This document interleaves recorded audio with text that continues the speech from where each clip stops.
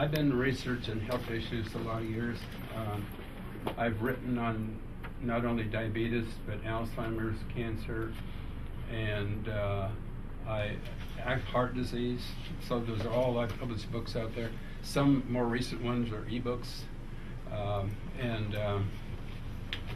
I decided to go the ebook routes because so many people are doing that. So any users that don't, hopefully, there's always a way you can download it and print it out if you want to too, if you don't have the e-readers. But the thing that I've discovered is most of the organizations, the American Diabetes Association, American Cancer Association, and the Alzheimer's Association, the Heart Association, they're all powerful companies making a lot of money from all the donations they get. They're not looking for a solution. They're looking for ongoing profit, and the CEOs make a lot of money, and the money's not going into research. And most of my research, well, all of it, I funded myself. So I've spent far more research than I've ever made. So I'm not basically in it for the money. But there's a lot we can do, a lot of Dr. Gambee could do if they can get him back to work again and let him practice. And it's a shame that they've gone this route. You know, it seems like it's a lot more profitable to actually promote and manage disease than it is to prevent it and cure it. And that's the problem. That's where healthcare is right now. It's a very profit potential, and that's the way they're going. And we'll take a look at some things that the American Diabetes Association is recommending that you shouldn't be doing. As a matter of fact, just about everything they recommend you shouldn't do. That will cause you to become and stay a diabetic forever. In my opinion, diabetes is more of a condition that can be prevented and resolved pretty easily, really. A lot more easily than you think.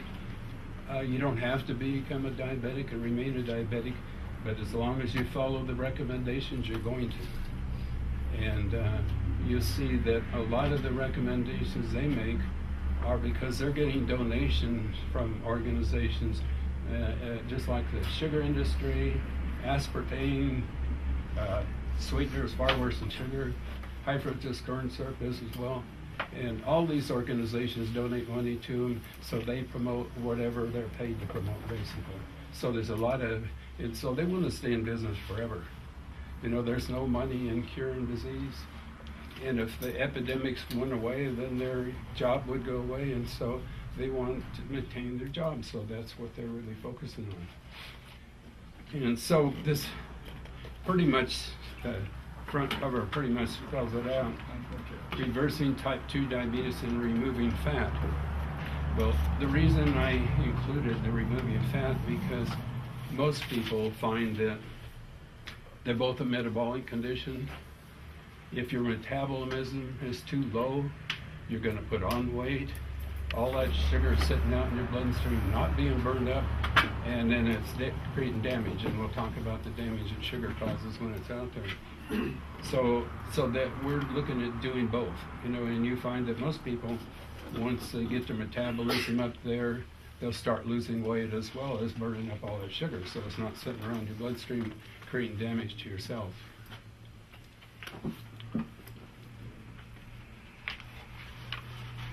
So the first thing to talk about here in the introduction is going from what I say from type 2 diabetes to type 0.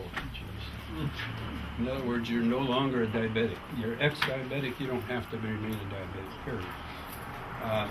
And we're going to be talking about two other types of diabetes. I think most of you are familiar with type 1. There's some solutions for that, by the way, if any of you have type 1. Type 1, there's at times resolvable too. They say it's not, but it is at times. And it was recently discovered in 2005 there's type 3 diabetes, so one more type of diabetes that we'll be talking about. We're going to talk about what started, in chapter 1, talk about the epidemic that started and how it started. And I'm going to just switch to Alzheimer's just really quick for just prove a point, because this is an outstanding one. back in 1979, 847 people died of Alzheimer's. And 8 years later, with a 950% increase to 11,311. Today it's 5.4 million. 5.4 million. And there's a good explanation. And in my book on Alzheimer's, I show there's a whole group of medications, over 100 different ones, that deplete acetylcholine is causing the problem. And then with these sugars and stuff, it's why you don't have to, this is another epidemic that they're creating. And so, but we're going to talk about diabetes today. That just gives you a clue, because that's, when you look at those statistics, it's amazing. And this is how another? big the increase. This is another book you wrote? Yeah, it's an ebook that's on my website. Taking a Mystery Out of Alzheimer's. Yeah. Okay, so what happened is, back in the 1980s, I think it was, If you can't hear David, just he could speak a little louder. I can always talk louder. Sometimes I forget, and remind me if somebody can't hear. I used to teach computer programming way back, and they had to remind me sometimes. I get to. Okay. Anyway. Pretend like you're hollering at your kids, then we can hear you better. Oh, okay. And I know some guys way back in the corner. Anyway, way back at about 1980 or so, they decided that fats were the problem when it comes to weight loss. Okay, and that was far from true. Okay? So what they do, they started removing the fats from foods, and what do? They put more sugar in it. Okay, it's got to taste good or it's not going to sell. So they're going to switch it over to fats, and that being the problem. So now we're eating more sugar, and along come high fructose corn syrup. Well, but that's way worse than sugar, and even worse is aspartame. Okay, NutraSweet, equal. It actually contains methyl or wood alcohol, and it converts to formaldehyde in the body and creates a lot of damage to the brain and the body. And it's very addictive to some people, because anybody that's addicted to alcohol is going to be addicted to aspartame. And some people just won't quit taking it. In this one woman, her doctor said, if you don't quit drinking your Diet Coke, you're going to lose your leg. And she said, well, cut it off then, because I'm not going to quit. Oh my Now, God. could you imagine that? So this is crazy. But they say that people drink way more, and what it is your body thinks somehow sugar's coming, and it's way sweeter than sugar, so it's kicking up a bunch of insulin to deal with the sugar. The sugar doesn't come. Now you got elevated insulin, and you're craving carbohydrates because your body needs it, so you're going to eat more and more, and it'll cause weight gain. And everybody that's doing diet beverages is overweight, and they don't realize it's causing the problem. It causes weight gain a lot more than sugar does. And then high fructose corn syrup actually contributes to diabetes more than sugar does, but it also cancer. It really feeds cancer. Cancer thrives on high fructose corn syrup even more than sugar. We know that cancer thrives on sugar, but a lot more high fructose corn syrup. So here we have sweeteners were never out there before coming out, and they're still making it sound like fat's the problem for years. And so then everybody put on more weight, and everybody become diabetic more and more all the time, because they're looking at the recommendations everybody's getting. And the question is, why do they recommend these things over and over? For years, when I'm learning all these things, and other researchers are, that they're wrong, but they keep saying it anyway. We'll talk about Diabetes Association in a minute, because you'll find that just about everything they recommend is what you shouldn't be doing. And I noticed John Hopkins, I get stuff from there, it's supposed to be a research center hospital. They just decided that pre-diabetics should start taking metformin. That's what diabetes medication, right away. Yeah. And the thing is, rather than trying to resolve it, the thing is, you don't have to be a diabetic. It's ridiculous. You don't have to be. But they want to get you on drugs. Well, every single one of those drugs, including metformin, deplete a bunch of vitamins and minerals, and we spent several years researching all the medications, what they're doing. They deplete vitamins and minerals you need for blood sugar and controlling blood sugar, and I'll discuss that in detail pretty soon. So that's another issue. So anyway, It's amazing. These false claims stay out there for years, and so now these organizations are really looking for donations because they're saying this is becoming an epidemic. We've got to get more funding.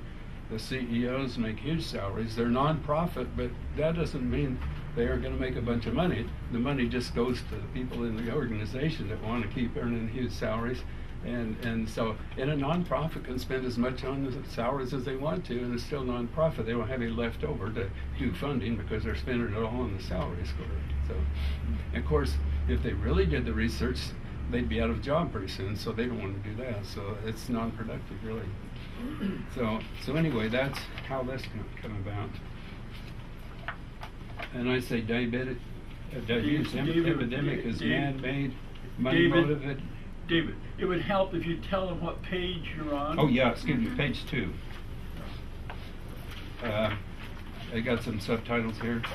The diabetes epidemic is man-made and money-motivated. It's big business and a huge profit potential. So that's what I'm basically saying. And there's a constant barrage of misinformation. And of course, like I say, that's the American Diabetes Association's job security, basically. Then on page 5, Julian Whitaker serves on the same medical advisory board I do, by the way. He's talking about this in this book that Dr. Gambee is selling on antidepressants. He has that book, and whenever you see his catalog, you'll see it right behind him. And so there's an organization that's actually trying to stop them from putting kids on all those medications, and we both serve on the medical advisory board for Citizen Commission for Human Rights. So, and he does way more than Dr. Gambee, and doesn't get in any trouble because in Newport Beach, California, has a huge clinic, got his own lobbyist and his own attorney. Nobody bothers him, and it's not. And he goes beyond lots of times what Dr. Gambee is. But he gets by with it, and there's nothing wrong with what he does in MD as well. It's just that, you know, he's got money.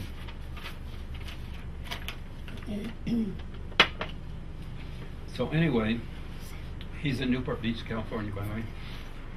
He said virtually every patient I see with type 2 diabetes who has been on insulin has gained weight. Now this is something that's pretty well known, but they keep putting people on insulin that are type 2 when their pancreas could be producing enough insulin.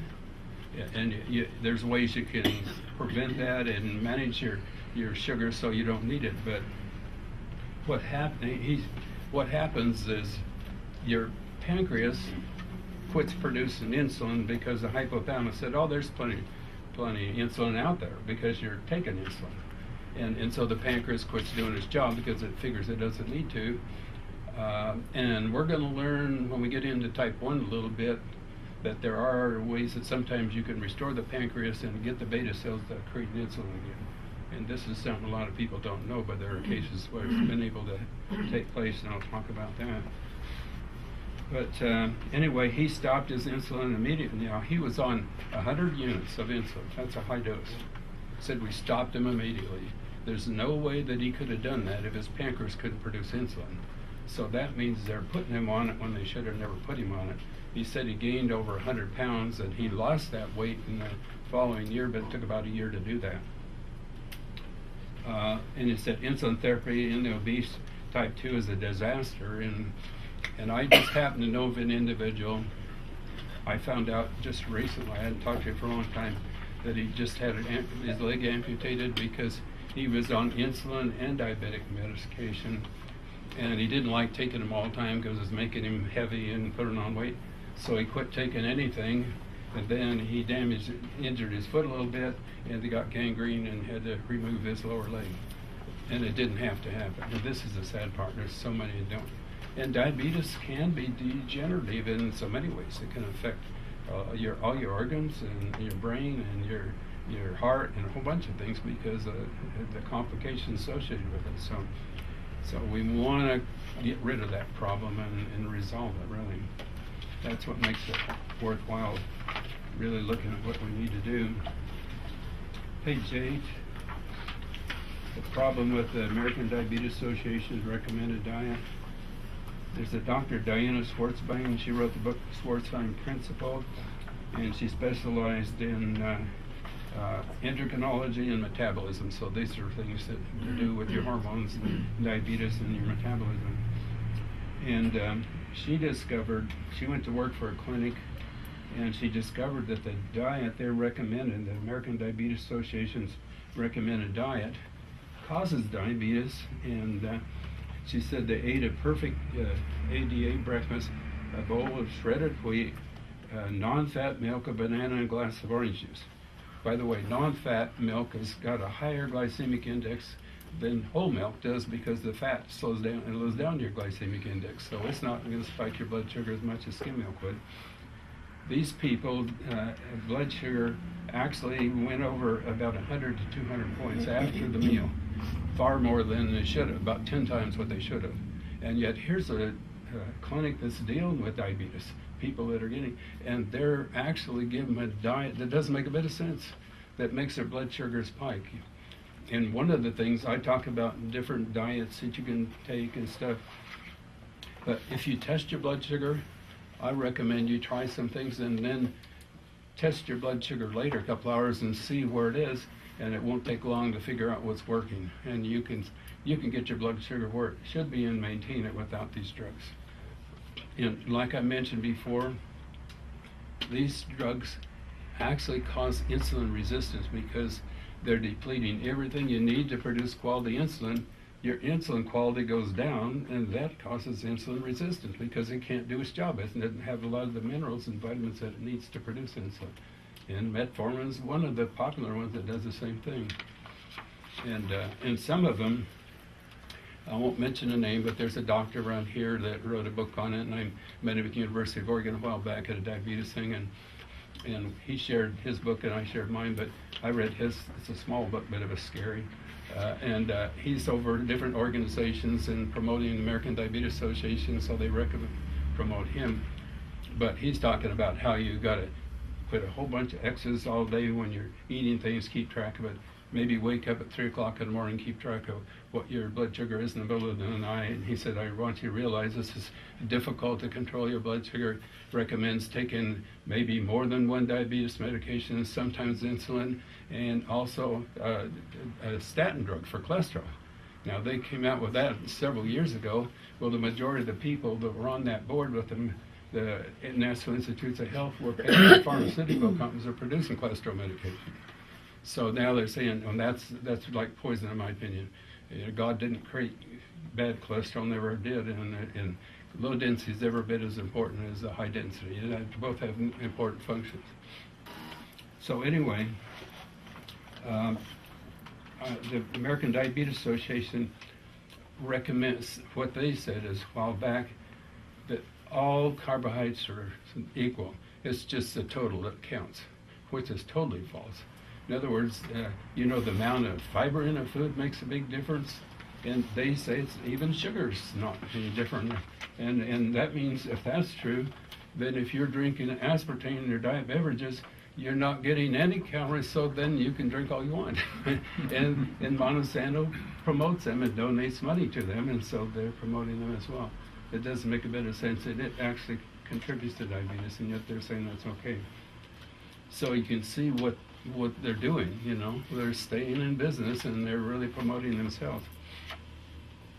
And in chapter 2 on page 11, I said diabetes can start with the fetus and obesity can begin at birth. Now this is a short chapter, and later I wrote a book on it, and it's called Your Child's Future Begins at Conception. And I could say before conception, really, because there's ways, with genomics, we learned that the child inherits things before they're even born. Actually, it's from the sperm and the egg. You modify that as genomics, so they inherit from their parents. What they inherit, the genetics can be modified before then. But anyway, that's a fairly extensive book, and it's going to be out there as an ebook. It's finished. It just takes some doing, converting into the reader form, a lot more than we thought. We resubmitted over and over, and we had to make a lot of corrections, and it's not a very efficient process, unfortunately, and costs some money and takes some time, but it's finished, but it'll be out there too. And so that's one that, maybe your kids or grandkids could benefit from. I don't know, some of you probably might be as old as I am. I'll be 80 October 2nd, and so I've got grandkids are becoming teenagers now, so that's it. So anyway, they can benefit from some of this. Okay, page 18, we're looking at the blood type diet. Eat Right for Your Type by Peter D'Amato. It's interesting that the foods that you eat affects you different. We're all, it's what they call bio-individuality. We're all unique. You know, our bodies aren't the same exactly. They're similar, but they're all unique. And he found that eating the wrong food for your particular blood type will result in reduced metabolism, insulin irregularity, fluid retention, and fatigue. That's telling you something right there. It said it can upset the thyroid function as well as the production of insulin, and is very important for factors for diabetic or hypoglycemic. So there you're talking about thyroid, which we'll get into. But you'd never think that would affect your thyroid, but apparently does. And now this, he claims, is science, and there's whether reagent factor, they say that you can put in the urine and tell if you've eaten too many foods that are wrong for your blood type. It produces lectins that actually clump in different cells, they say, but it can even affect your metabolism and your thyroid. So that's something, and they have cards. I've got one. My blood type is B. It's just the Rh factor doesn't matter, plus or minus, but just the basic blood type. And like type A are very restricted on the foods they can eat. They do better, closer to vegetarian. B type can have a broader range of things that they can eat. I'm fortunate in that regard. But, he said you'll burn calories a lot more efficiently and you'll lose weight if you switch over to the blood type diet. So those are things you don't have to always do it, but it gives you the clues. There's some things you strictly avoid as far as he's concerned. Some of them are okay, and some he calls like medicine, but with not medicine, but vitamins, you know, instead. Anyway, there's some that are highly beneficial for you. Then on the next page, page 19, there's Dr. Elson Haas, who's a good guy, he's an MD, but he finds that food reactions are one of the predisposing factors that lead to adult onset diabetes. There's another problem maybe with food sensitives. Now there is an ALCAT test that a doctor can order. You can get as many as 150 different things you're allergic to. It's a simplified way for you to do because they have a lab where they can test all these things on a computer. And you don't, the more you test for, the more it costs, but it's a one-time thing that gives you a good idea on the foods that are going to be more beneficial for you other than the blood type diet. Is it But, Alcott? pardon? It's called Alcott? ALCAT, A-L-C-A-T, yeah. Food reactions can make existing diabetes worse by destabilizing insulin and blood sugar levels. So that's a major thing right there. He said milk allergy caused diabetes in some children in whom food reactions had destroyed insulin-producing cells in the pancreas. Now that means it could cause type 1 diabetes in some kids if they're really allergic to milk. And Dr. M. Blake Tracy wrote the book Prozac Pandora, talked about Dr. K, who found that some of these kids are allergic to milk. It causes casomorphine from the casein. It converts to casomorphine. Can cause schizophrenia and autism, and sometimes by getting them off of the milk, those things went away. Just a thing like that with some kids. So it's amazing. Now, others do fine, but it's good to know if that's a problem, and with a lot of them it is, especially whole milk, you know, unpasteurized and everything's way better for you, as well as Dr. Gambee knows. It's unfortunate they're trying to target things like just whole milk and sound like it's really scary, and they're promoting drugs that are killing tens of thousands of people every year, and that's okay.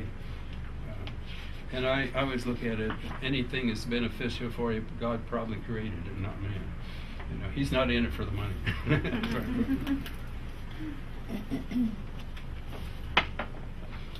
Okay. We go to 25, chapter 4. Your medications and nutrient depletion can contribute to your diabetes. Now, I touched on that briefly, but now originally we spent a few years putting all of this together. We focused on the 200 most prescribed drugs out there, and we can show you the side effects, the drug interactions, all the vitamins and minerals are depleting. And a lot of doctors, as a matter of fact, I lectured in Las Vegas a few years back, and this doctor with 30 years experience didn't even know that the drugs are depleting vitamins and minerals. He said his wife had this clinic where she worked with a lot of the elderly, and she said she's trying to get them off their medications, and they were doing better. He said, that makes sense. I didn't realize they were doing that. It makes sense now. And that's one of the things that people don't realize about drugs. They're stealing critical nutrients. And you could even try to eat healthy. If you're taking a bunch of drugs, you're not going to have good health anyway. But that's probably, and the other thing is I find over and over, doctors are too busy. They've got hundreds of drugs, thousands actually, and they keep adding more all the time. They can't keep up with it. They rely on their pharmaceutical rep and the medical journals where they hire ghostwriters to write the articles for them, and they pay them to do it, the pharmaceuticals, and they'll buy 10,000 copies and give it away through their pharmaceutical reps. So you never hear anything positive about vitamins in there, but that's what they rely on. And so, but there's one guy just recently, I looked at his medications. He was on 7. All 7 were contraindicated. In other words, every single one was prescribed in dangerous combination. They say that's not a good idea. They warn it, but doctors don't take the time. They're running them through maybe 10 minutes at a time or something. They might be on several medications in a bunch of patients in a day's time. They just don't have time. So they just sit and write prescriptions and send them on their way. And so, like I say, 7, every single one is contraindicated, and he ended up in the hospital for something that was a side effect of his medication, and they didn't even recognize it when he got there. And one of the things that causes your insulin irregularity, so he injected him with insulin, although he wasn't supposed to be a diabetic. And I could show you the prednisone he was on, the first one, and the most dangerous one, had a whole bunch of different side effects. But these are things that people don't need. I don't take any medications, never will. As far as I know, I'm in excellent health. I don't have any conditions I'm aware of. So you don't need them. And the thing is, you can get off safely. And the mind-altering drugs, the ones that Dr. Gambee's got the book on, that's the ones you got to be careful on, because you can back down too slow. And Dr. Tracy wrote the book Prozac, Panacea, or Pandora, and she talks about backing down slowly, and so do I. In the book, A Drug-Free Approach to Healthcare, the bigger one, I talk about Mary Lou as a part-time maid that worked for us, and I got her off 9 medications in 60 days. But the only reason it took 60 days, she'd been on Prozac 16 years. It was on another Jezreel, and lithium for bipolar, and she had 3 for asthma, and all 6 for others were causing her asthma. So anyway, she was shocked, because when I just sit down and show them, and once they start going through it, they don't realize most of the things they're dealing with are the side effects of the medications. And she said, I thought it's just because I was getting older or something. It wasn't. It was their medication. So all these symptoms start going away, and then they start feeling way better. And they realize they really normally don't need them to begin with. But like I say, the mind-altering drugs, just because if you any dramatic change to your brain, it reacts to. It's just like if you got high blood sugar, hypoglycemia, low blood sugar, or low thyroid, affects your mental. And I noticed the difference with my wife when going through her thyroid and trying to get it where it should be. Whenever she's stressed, her temperature dropped and her mood changed immediately. And so either one, your brain's not getting the energy, and it reacts in that regard too. So anyway, now we have 240 medications. I talked about 200 in 2010 when this book was published. That was how many we had. So we've expanded where people were on different drugs that weren't in the ones we researched. We added those. And we found that more than 91% of the medications that were checked for, most of them were checked, a few of them weren't, so we don't know, were contributed to diabetes, hypoglycemia, or blood sugar regulation problems. So that's 91% of the medications out there. And then on the same page, that's page 26, by the way. And then now we're going to go through the 15 different nutrients that we're talking about being depleted. And vitamin B3 or niacin So the deficiency of vitamin B3 can produce hypoglycemia. Okay, low blood sugar. Low blood sugar, yeah, What page we hypoglycemia. on, sir? Pardon? What page we on? 26. 26. Thank you. So we're going through what we are as 15 different nutrients that are depleted by 91% of the medications out there that we found that were affecting your blood sugar somehow in a negative way. And then, so that's niacin first. And pancreatic acid, or B5, a deficiency can produce hypoglycemia as well. That's 2 of them. And then biotin, that's a 1B vitamin. A deficiency of biotin can produce high blood sugar.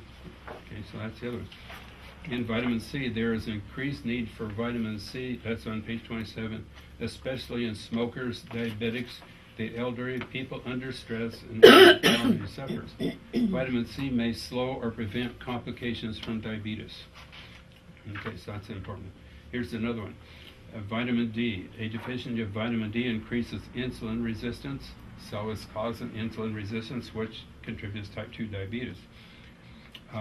And vitamin D, I don't know if you guys read about this very much, it's really not a vitamin, it's a hormone, a pre-hormone. And it's involved in, they say, got receptors throughout the body and brain for vitamin D. It has a lot of functions, and I'd recommend taking 8,000 IU a day, which I've been doing for the last few years.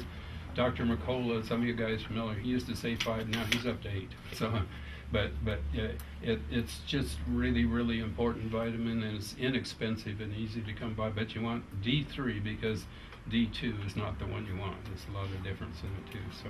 Can you get too much vitamin D? So far, I haven't heard of anybody having a problem with too much. You told me mine was high on a blood test. Yours was? Yeah, it was What did taking they consider 10,000. as high? Well, it must have been just out of their range, but I Well, don't see, the remember thing is that. that what they're saying, a lot of them, they're looking at where they say it should be, in my opinion. And a They're lot of- saying 400. Yeah.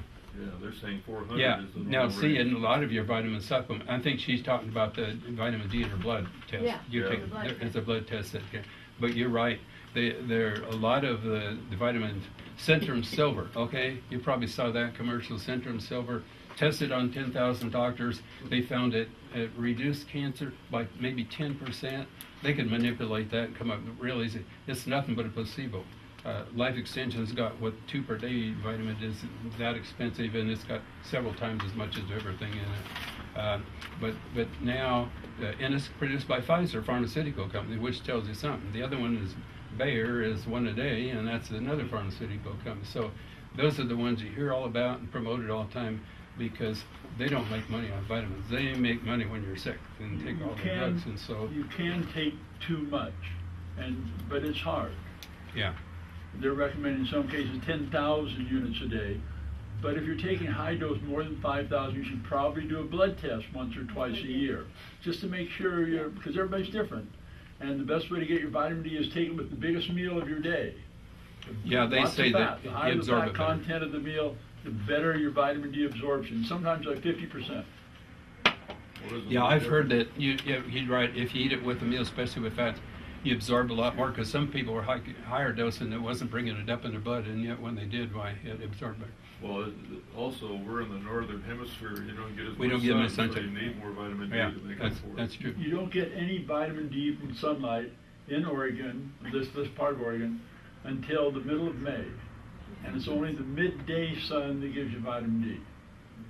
From mid-May to mid-September, from 10 to 2 o'clock, is the vitamin D dose in Oregon. So you got to take your clothes off. You can't walk outside wonder like what was going on. without a vitamin D dose. If you don't, there's no nudist colonies around that I know, so you might have. Anyway, yeah, and there's different opinions on that a little bit, but I've been taking 8,000 IU and giving my wife 8,000 for several years now. I take 4,000 at night, 4,000 in the morning. But some doctors are giving them real high doses right away, and I don't know that that's a good idea to try and bring it up. I Yeah. was going to say, I take care of people, and I have one person that takes 50,000 units 3 times a week, Wow. and they keep her on it. They don't Probably take her off. D2. And they what? They've kept her on it. They don't. Yeah, that doesn't make any sense to me. Yeah. And I would take the D3. And like I say, Dr. McCullough promotes sunshine, but he also promotes tanning beds. So and I know in Chicago they don't have a lot of sun. But anyway, I think that usually I don't get tests for anything. Frankly, I'm a little different. I don't go to doctors, don't get tests. But I mean, maybe everybody doesn't agree with that, maybe, but that's been my theory. And so far, over the years, but at least if you usually stick with plants. This gentleman here. Oh, yeah. I've been told also that there's a ratio of K2 that you need up also with the D3. Right. Yeah, vitamin K2 is the better. And in my case, I get my from Life Extension. I got K1 and K2 both.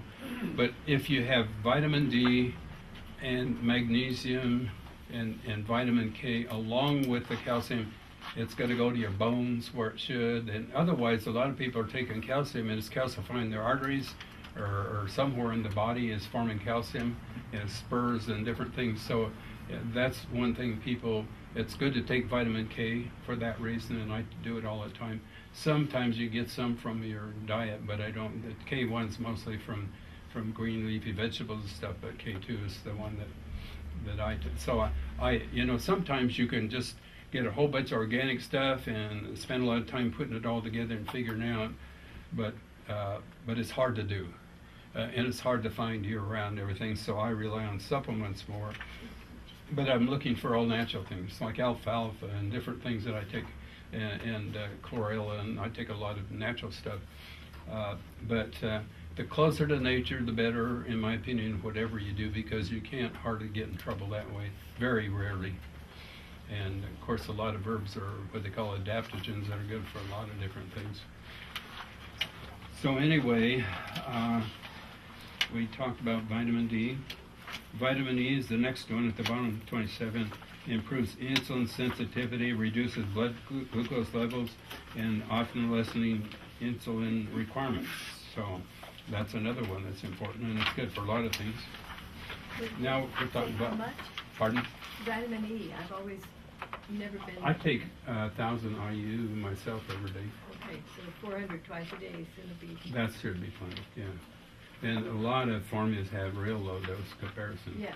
And the mixed token. You don't exactly have to take 1,000 like I do, but that's probably 800 is plenty good too.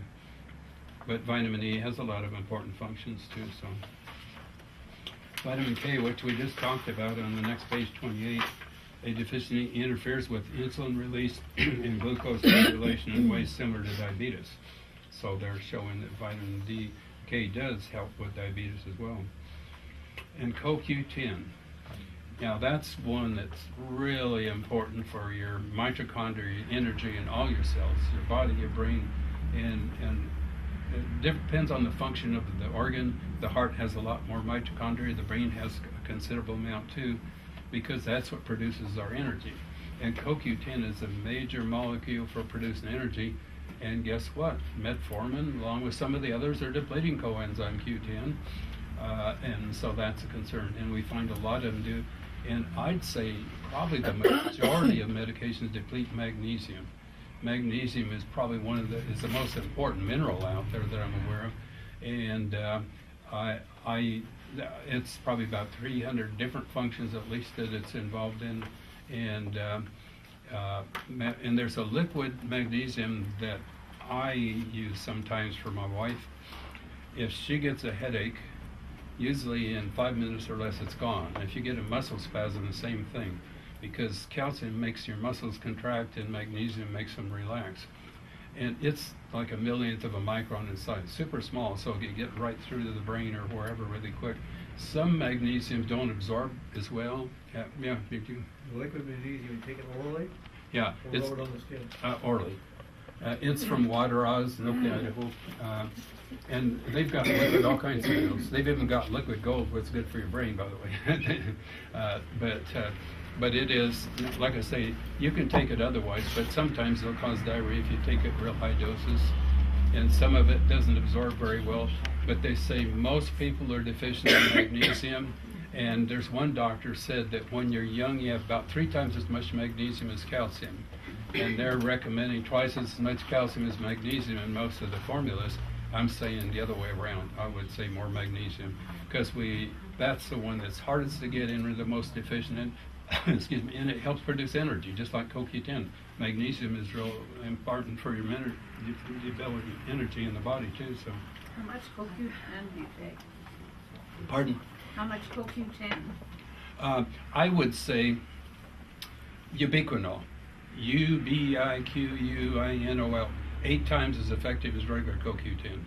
It was developed in Japan a few years back, and it's what they call the activated form, because especially as we get older, our liver doesn't convert them to the active form near as efficiently. It's already in the active form, so it's far better, and I find that you can get some pretty good prices out there. I do on it, but That's why when you look at the labels at Costco or wherever you buy it, ubiquinol is what you have to be looking for, because there are other types there. That say and a lot of them they'll They try have and it. sell you the others, and you might take 200 milligrams of the others, and you're taking 50 milligrams of ubiquinol, and you're still getting twice as much benefit as you would, and maybe even more depending on your age, because the older you get, the harder it is for the liver to convert it.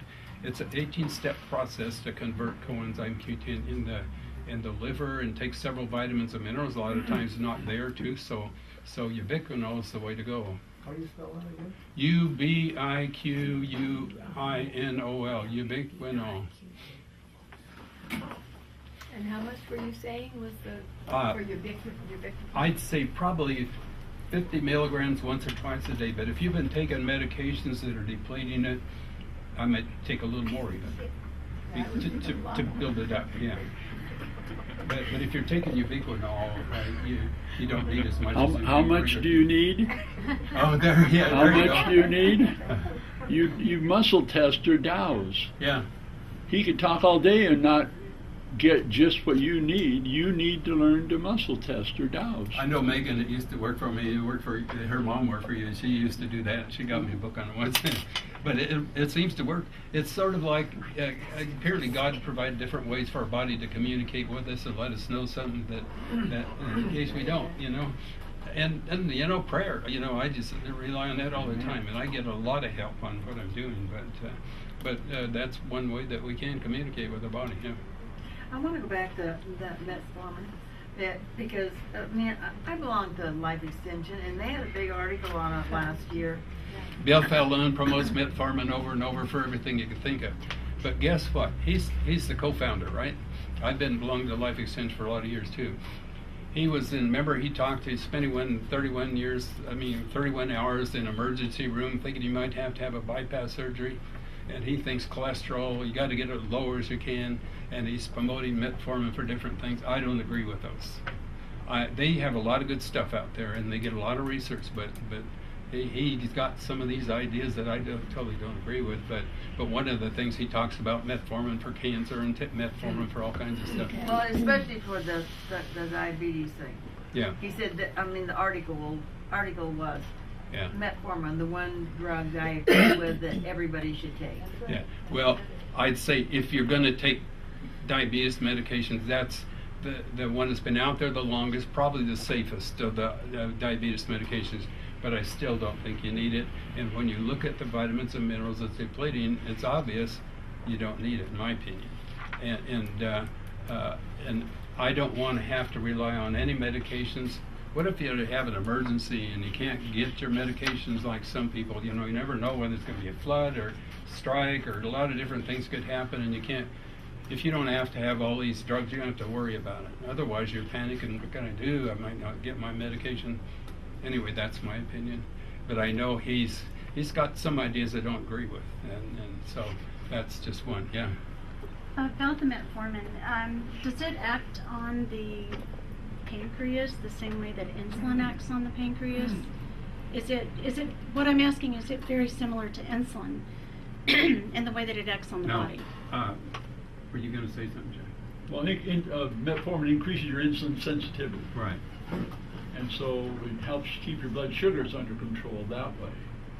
But like Dr. Tanton says, you got to figure out why your blood sugars are high, why you're insulin sensitive. Yeah, and the thing is, I show the different things that metformin depletes, okay? Every single one of those are important for producing quality insulin.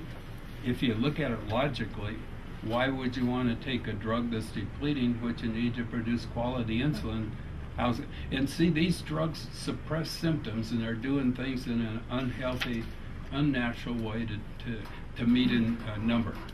It's like blood pressure, trying to meet a number, cholesterol trying to meet a number. These numbers are hypothetical. They're really somebody arbitrarily come up with, but there's no science to really say it.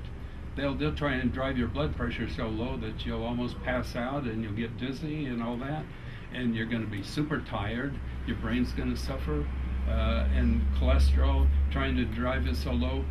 Back in the 1950s, a major Harvard study said 300 was okay, and that was not promoted by any pharmaceutical companies. And now they come along and now they're saying, oh, we got to lower it more. Now all diabetics should be taking it. They just look at markets and potential markets, and they make an announcement and all doctors follow it. Yeah. I know, I'm on 11 meds, which just drives me insane. It would. Yeah. The biggest well, they got thing- antidepressants for that. That's what I'm on. Oh. That's what they Oh, do. that's the problem. And you know, it still doesn't, it still doesn't help that much. No. I mean, I can sit there 5 minutes after I get up and just fall asleep. Yes. I mean, it's like I'm a mummy. you Yes. know, just Well, that's I- typical with antidepressants, all minority Awful. drugs. They turn you into a zombie. Yes. And there was a lady that went to work for me for a while after she graduated, and she was on Zoloft, and she started learning about this. So she got up. She didn't even tell me she's getting off. She just did. And she had some symptoms getting off, but I could have made it easier on her, backing down with some supplements and a little slower. But she said, now I got my emotions back. I couldn't believe it. I never had any emotions. And look at all these kids that are putting on them. I was going to school 1939 through 1950. Kids never took any of those drugs. They did fine without them. Why do they suddenly all need them? And there's 374 mental conditions in the DSM, the Psychiatrist Bible. 374, and they can come up with just about any kid on a bad day would qualify, and maybe even on a good day. Well, I think part of the difference is when you and I were raised, I'm not as quite as old as you are, but we didn't have all these sugary cereals and things kids are eating before they go to school. And the And combination. they're bouncing off the walls, and so Exactly. they give them Ritalin because they claim they got ADD. Yeah. It's all part of it. My next question is, I'm on 4 metformin a day. Wow. 2 in the morning, 2 at night. Wow. Okay? But my blood sugar, if I don't take insulin, my blood sugar's still high. So my wife got me here today is find out what do you need to do eat-wise and supplement-wise, although I'm on a lot of supplements. What can I do to naturally bring it down? But I don't want to just jump off of metformin because I'm afraid that it's going to keep that blood sugar elevated. So you say there's a way to gradually come off of it. Yeah. And I thought there's some of these things they found, like mangosteen. They found that some people went way down on their insulin just in a short time with that, or goji juice. Either one of those they find that are sometimes do. And those are all natural and usually aren't going to hurt you anyway. But taking like chromium picolinate, and see if you're on different drugs. They're and metformin depletes chromium. And it depletes magnesium, and some of the most important thing, vitamin D, is depleting some CoQ10, I think. All of those things that you really need. So the more you take, the more deficiency it's going to I'm create. taking all those other supplements. But Yeah, still. but then it's depleted. Yeah. And chromium, I'd say diabetics should take anywhere from 800 to 1,000 micrograms of chromium a day. Take it during the meal sometime. But another thing, if you want to keep your blood sugar down, when you eat your meal, take a couple tablespoons of vinegar and just put organic vinegar in a glass of water. Unfiltered? Yes, unfiltered, natural. Bragg's is the better one. I think it's better tasting too. Been out there forever. Just drink that. It'll keep it from spiking as much. And then if you want to get some chia seeds, which you can get now pretty readily. We learned about it way back when we went down the Amazon, but now they get it regular here. But and it's a soluble fiber, and it slows it down too. So if you take both of those, you're going to find you're not going to get near as much of a spike following the meal too. So Just it's a- fiber, so it's a deal. Just a word of warning, I'm sure this is probably unnecessary. Don't go home and stop your medication. No. Read the book first. And then, like he said right at the beginning, you've got to change your diet. And then If you've you're got to check- then you've got to take the supplements. And then very gradually, if you got a good support system at home, your husband and wife or whatever, then you think about lowering your medications. But don't go home and stop your metformin. Yeah, and what I'd recommend too is, like I say, check your blood sugar on a regular basis when you're doing this, and you'll know if you're getting a big spike or if it's starting. And if it's dropping down, that means you need to get off some of them because you're going to drive it too low. You could end up with hypoglycemia too. So, but yeah, it's a thing like Jack says. It's something that's unique. But with all medications, usually it's a good idea to back down, especially mind-altering drugs or anything maybe that affects your blood sugar dramatically, because but over and over again, I find that there's what I call a typical domino effect. All medications have side effects. Prozac has, according to Dr. Tracy, 575. It has high levels of fluoride. Fluoride lowers the IQ. It suppresses the thyroid, creates all kinds of major problems, and it causes 200% increase in cortisol, a stress hormone, which causes elevated sugar and insulin because you're stressed. Your body is stressing because it knows this is toxic, and all these drugs are toxins to the body. They're inorganic chemicals. Our body's organic, and all they're, like I say, they're just trying to meet a bunch of numbers they arbitrarily come up with. And most of the people that are making these decisions are tied to the pharmaceutical companies that want to promote a drug, and so they're promoting them. But I believe that God provided pretty much everything we need, and the safest thing we could do, and what I've always relied on. And if you want to live a long time and stay healthy, then you can't do it on drugs. And also, I have pictures that prove that you can age pretty fast, which I did for 6 years when I was under a lot of stress. And it's elevated cortisol that does it, and we'll talk about that. And then since then, that was 6 years, 6 year span. I've aged less in almost 27 years than I did that 6 years. So that shows there's a major difference, but I did things differently. I was doing more longevity type stuff, and I never was taking drugs either, but it's just stress. But there's something that solved that problem, and we'll talk about it, and I'll tell you now, I'm thinking about it. There's an herbal form they call Relora.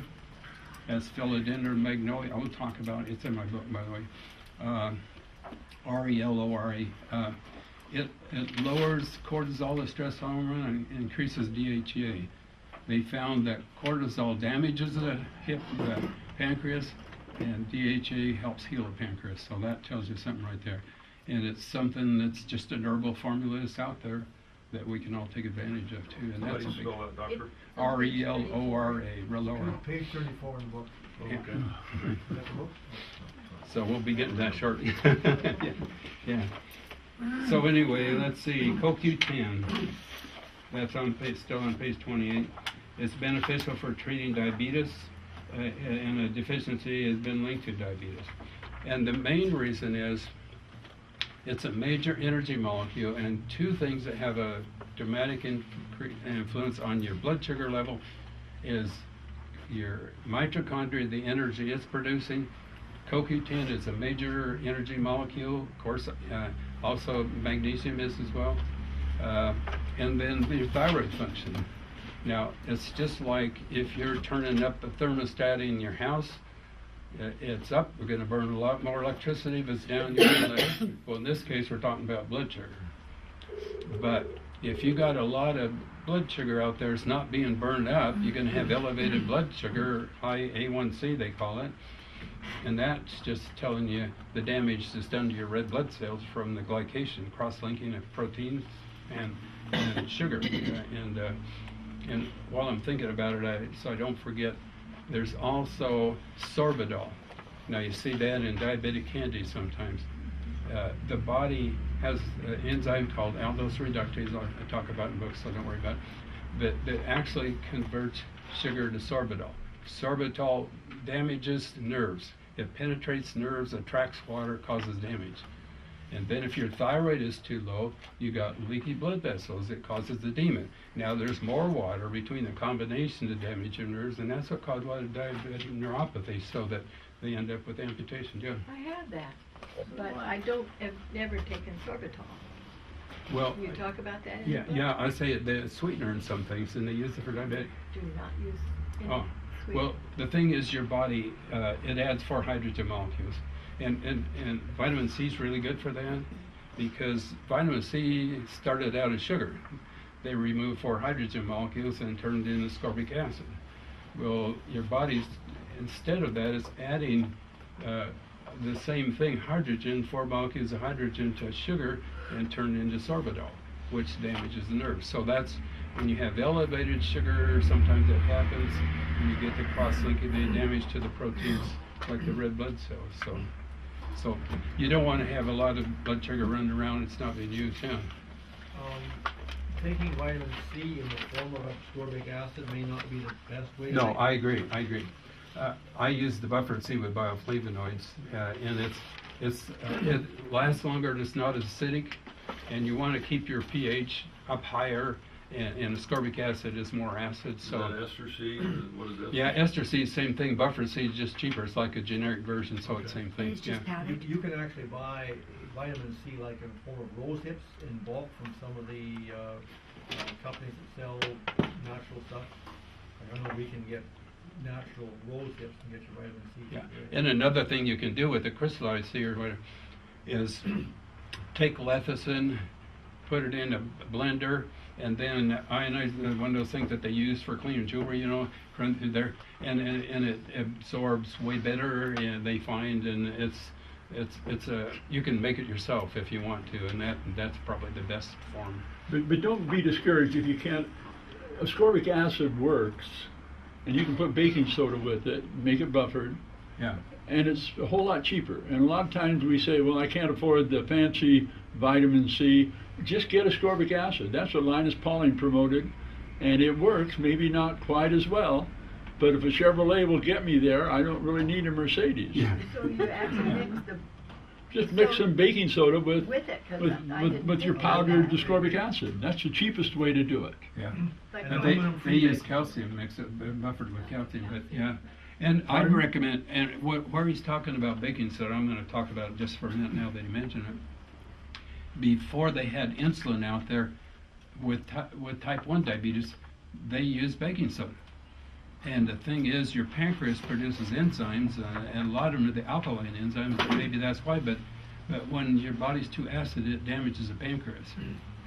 And I think that's why, but it buffered, and so they used to use baking soda because they didn't have insulin. Well, the other thing is the enzymes from your pancreas that continue the digestive process work in an alkaline pH. Right. And so you don't want too hot or too cold or too acid or too alkaline. You need both. And if the enzymes aren't working, you aren't digesting the food, you will absorb partially digested food, you will have food allergies.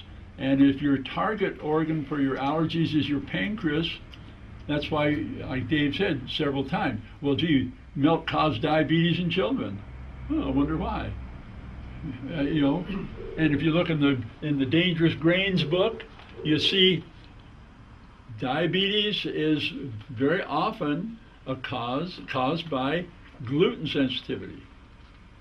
See, And it's there's what far you more- eat. Try and keep it simple. And a lot of things Dave talks about, his mind's a little faster than mine, and so sometimes he talks about things I don't understand. You've got to read it, and even though you hear it and you understand it, you better read it again because the first time around, a lot of it won't stick.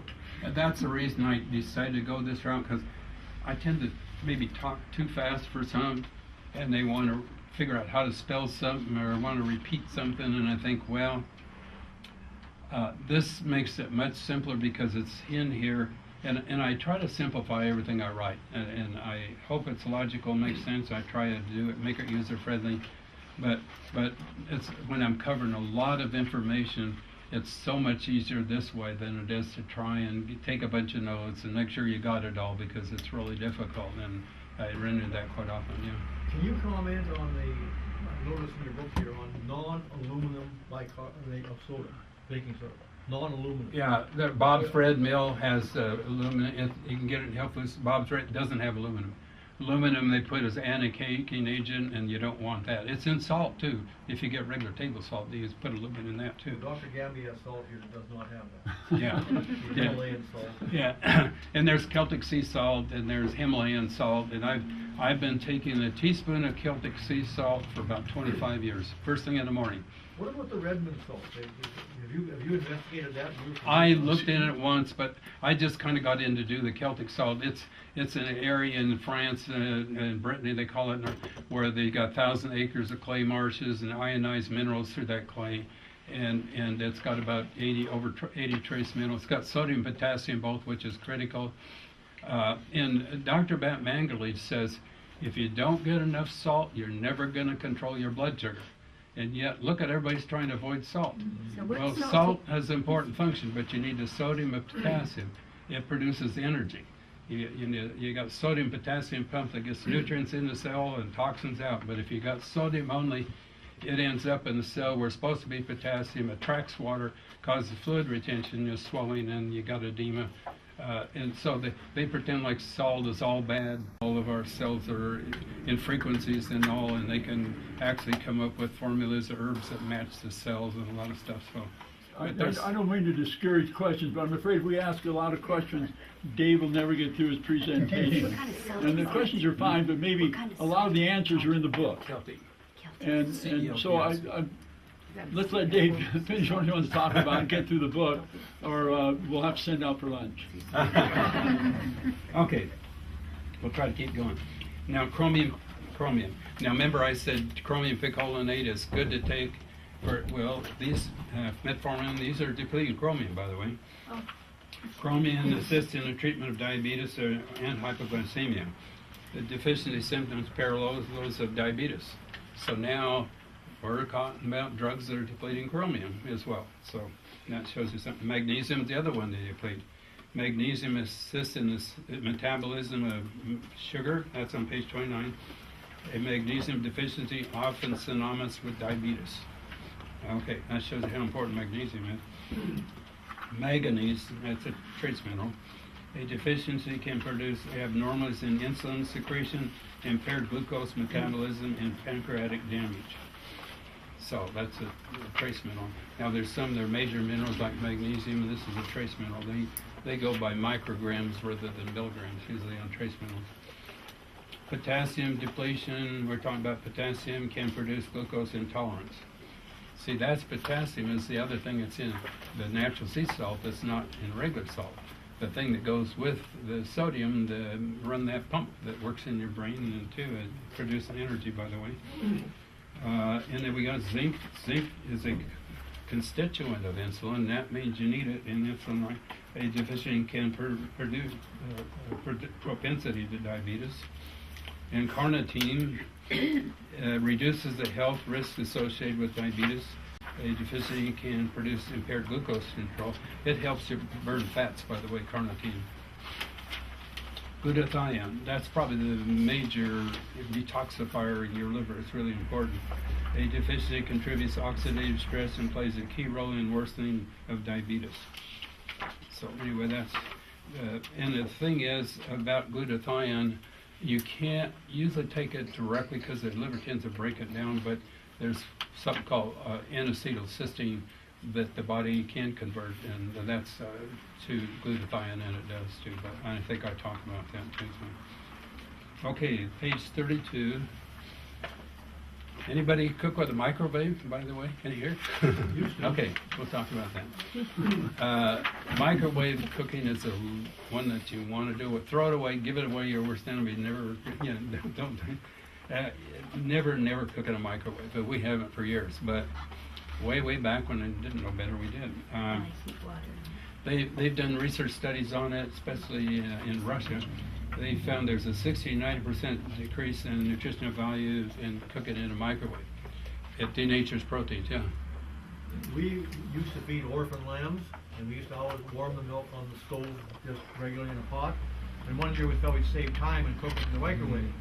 And we had 5 orphan lambs that year, all milk warmed in the microwave, and within 30 days all the lambs were dead. Good start. And I'll tell you, a lady I know did showed that even heating water is a problem. Water has structure in your body, that's critical. She heated water and heated, same well water, cooled it and watered 2 different plants. The one that had been heated in the microwave killed the plant, the other one thrived. That shows it. And one lady, a nurse, was heating blood in the microwave to try and hurry because it would kill the patient. So this shows you there's a lot of proof. Changes the molecular structure somewhere. Yeah, it does. And it denatures proteins, yeah. You're right. So then you don't want to cook in a microwave. So, like I say, it's sort of like drugs, depleted a bunch of minerals and vitamins and then do that. And I'll mention something really quick. Sugar is similar to drugs in lots of respects because it has no nutritional value. It has to deplete and borrow a bunch of vitamins and minerals that metabolize it, and that's why it can create a deficiency as well, and we don't normally think about. Okay, on next page, chapter 5, page 33. Other contributors in risk factors. I talked about stress a little bit, and I talked about Prozac, and I could say Dr. Tracy mentioned that just one 30 milligram dose of Prozac causes a 200% increase in cortisol. That's the stress hormone that's creating all kinds of problems. And it ages you, and it raises your blood sugar because it causes all of a sudden your body, whenever the adrenaline kicks in or the cortisol, it kicks up your blood sugar right away, and it kicks up your insulin level, and that's the last thing you want. And stress causes all kinds of problems. We'll probably talk about and the thing is, I think the reason that being is because Prozac's toxic, frankly. It was produced in 1987, the first SSRI antidepressant out there, highly promoted, hardly tested, and the thing is, Dr. Tracy said there's 575 side effects listed with the FDA with Prozac, and it's got high levels of fluoride. Fluoride creates all kinds of problems in the brain. And in China and India, where they had fluoride in the well water, the higher the fluoride, the lower their IQ the kids were. And in India, and when we had especially high fluoride level, their real low IQ and their joints are all damaged because it disrupts the collagen that builds your joints and your blood vessels and everything. So they're having major problems because of that, and yet they're putting it in. And I try to figure out why they would ever do that. Cheap way to deliver the drugs. It doesn't take near as much of the active ingredients, and fluoride is cheap, and so they put it in there. And then some other companies started following suit now. Most antidepressants have. Yeah. Oh. It says it also can contribute to the destruction of beta cells in the pancreas as well as a suppression of insulin receptors leading to insulin resistance. So you don't want any elevated cortisol. And remember we said Relora will lower it, and it's sort of like DHEA and cortisol are like a teeter-totter. Yeah, the higher your DHA, the lower your cortisol. The higher your cortisol, the lower the DHA. So you want to keep your DHA up there. It's a pre-hormone, an important one, but cortisol is something you want to keep in check. And also, I'll just mention something really quick. Sometimes people just get stressed about something. There's another way to do it. It's just valerian root. It's an inexpensive herb, and it's very calming, but it doesn't make you drowsy. And it's amazing how calming valerian root is. And so it just makes you relax, but it doesn't make you drowsy. And I remember when our grandson almost died at the hospital in Cottage Grove, and my son was facing it was an accident, and he almost died. So I gave him a little bit of valerian root, a few minutes, he's calm, relaxed. So that helps keep the stress down, which would raise your cortisol too. So just a thought. Okay. David, just maybe it'll help you time. We usually, classes usually last about an hour, hour and a half. So you might want to pace yourself. Okay? Because they usually get up and leave if you aren't through by then. You should start talking very quickly. Start talking very quickly. Tommy thought that's okay. I talked about Relor, and I'm talking right here on page 34, and I mentioned that cortisol damages the beta cells, the pancreas. That's the last thing we want, and DHEA helps restore the beta cells, and that's what we want. So it's doing two things. Relor does. It's helping repair the beta cell and stopping the damage too. Dehydration is considered a stress to the body. Water's cheap. Just make sure there's no chlorine, fluoride, or anything like that in it. And drink plenty of water. I drink plenty of water first thing in the morning when I take that Celtic salt. I drink 20 to 40 ounces the first thing, and I'll drink a little bit. So water is important. It's a solvent, helps get rid of toxins and stuff. So that, and it's something we could all afford. Yeah, but it's considered, and so your body's stressing when anything it knows is a problem. That's why it's stressing when you take these drugs. It knows these are toxins. Your liver tries to get rid of them, and it tries to metabolize them, but they only get rid of so much, and because they got to get it through the liver. And a lot of people end up with leaky gut syndrome, which we're not going to talk about a whole bunch. But if you're taking drugs, and some of the food particles are getting out, causing autoimmune reactions for your immune system, these drugs are getting out through. They're not going through the liver, they're just going right out to wherever too, so that's another issue. So that's another reason to get off your drugs if you can.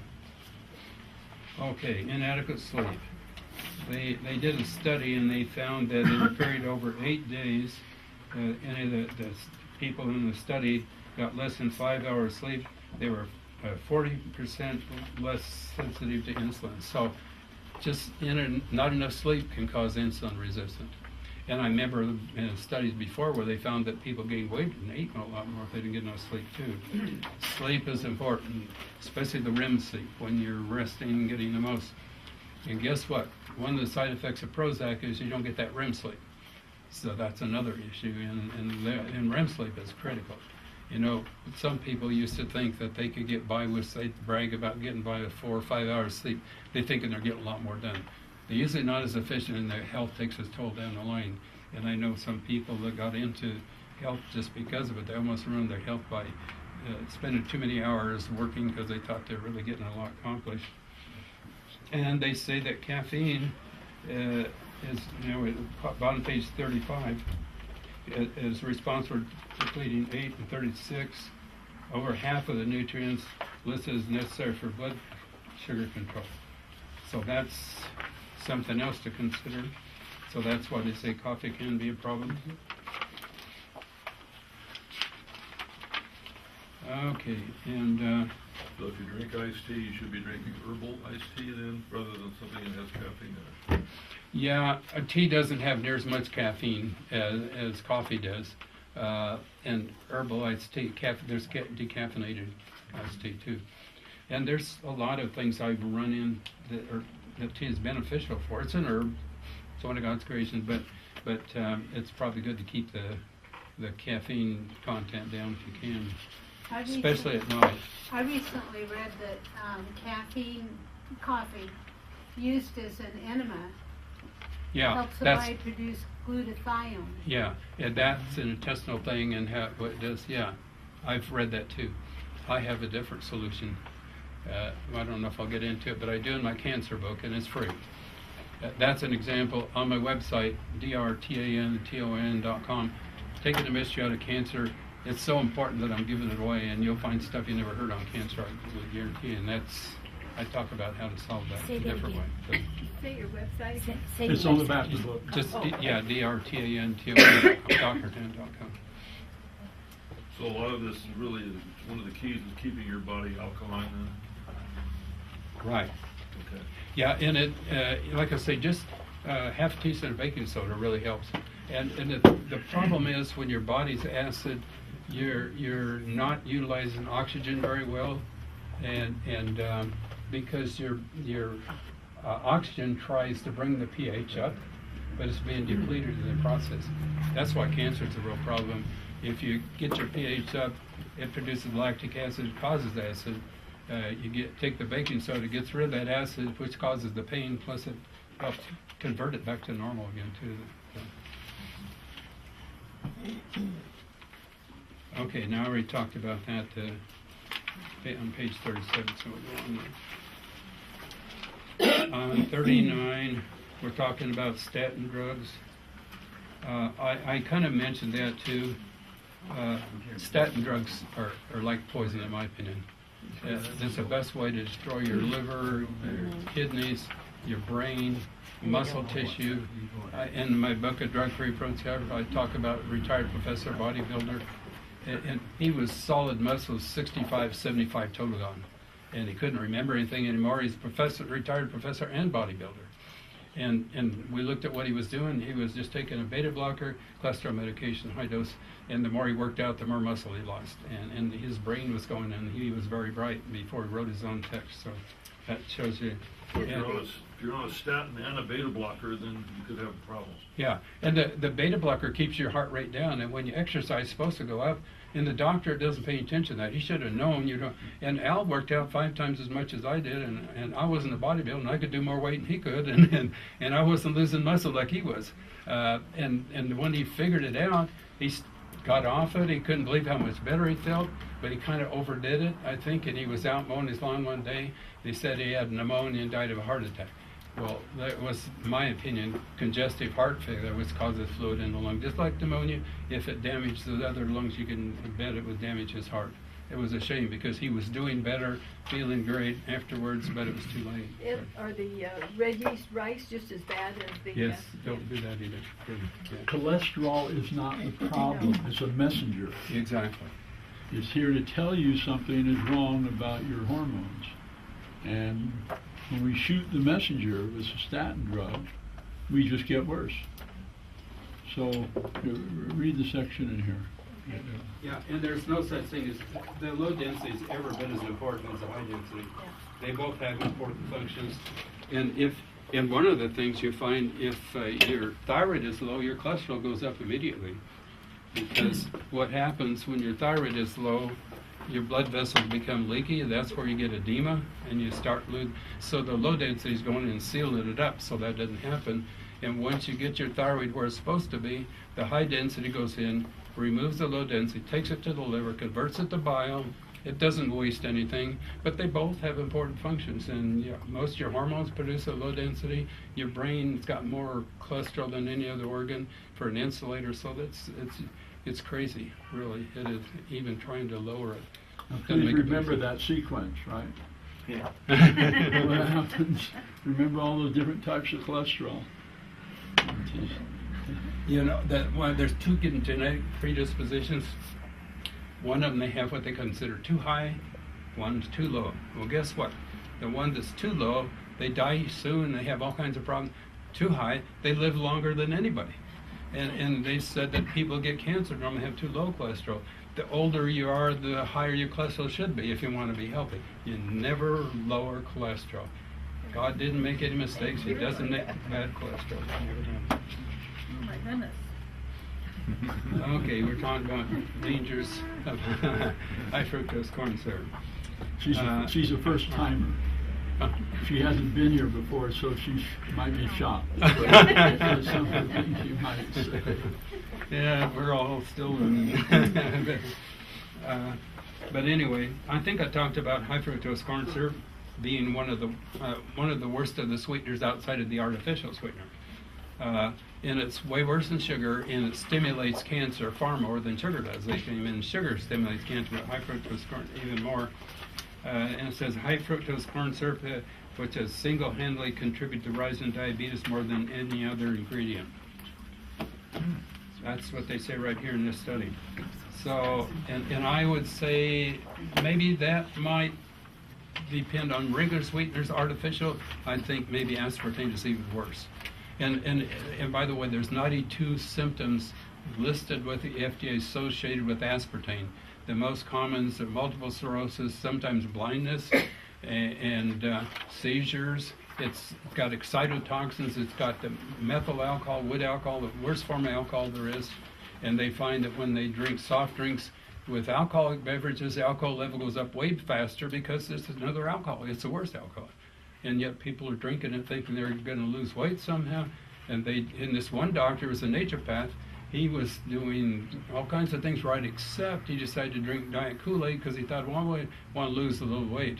And he actually got to where he couldn't hardly get in and out of his car, and he started putting on weight, and his wife said, you got to get off that poison. So he tried it, and he started improving, but he still had to prove to himself that was true. So he started drinking again, and all of a sudden, he was hard to convince, but he finally convinced himself, you don't want it. Interesting thing, I was in Vietnam in 1966.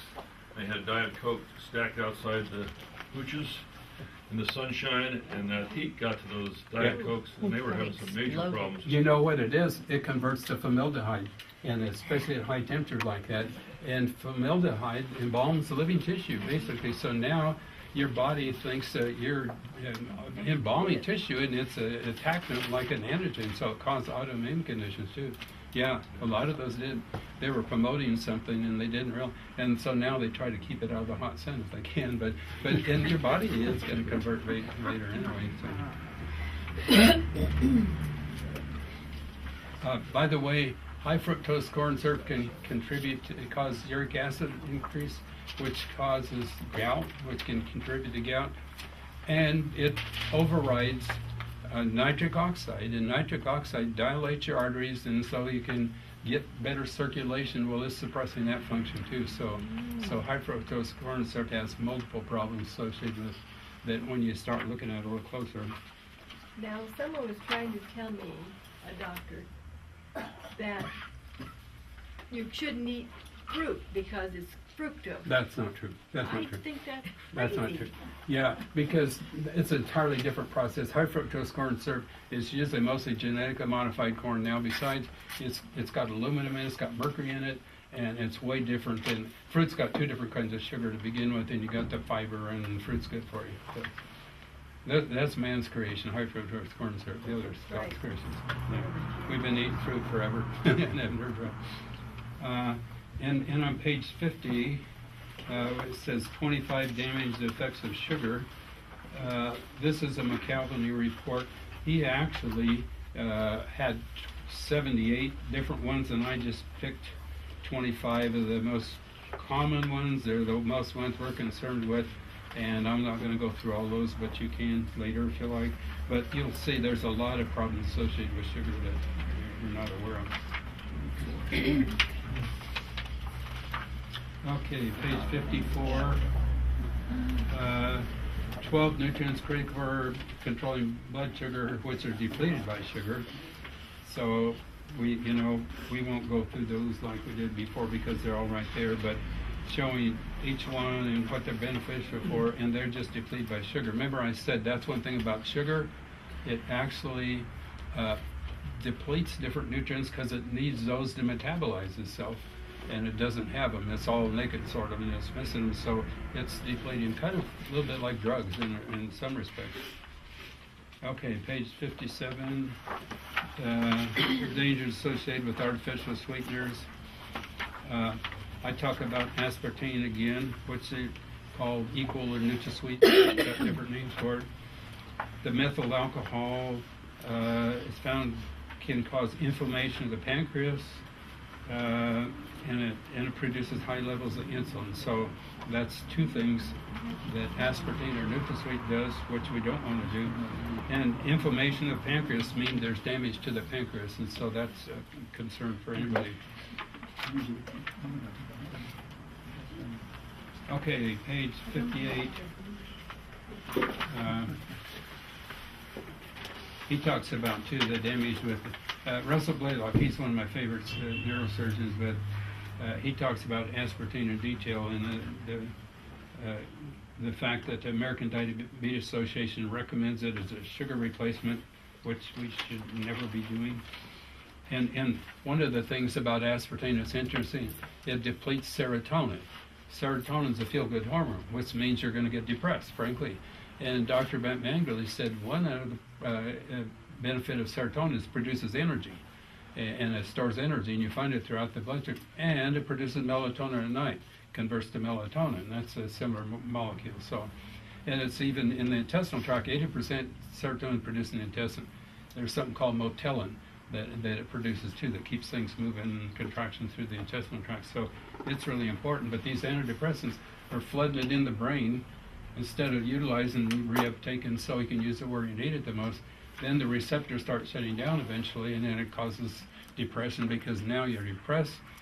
And one of the things antidepressants do that most people don't know, they deplete dopamine, over 50%. Dr. Glenn Millen talks about that. Dopamine's a feel-good hormone too. So it's depleting dopamine, and then you got aspartame depleting serotonin.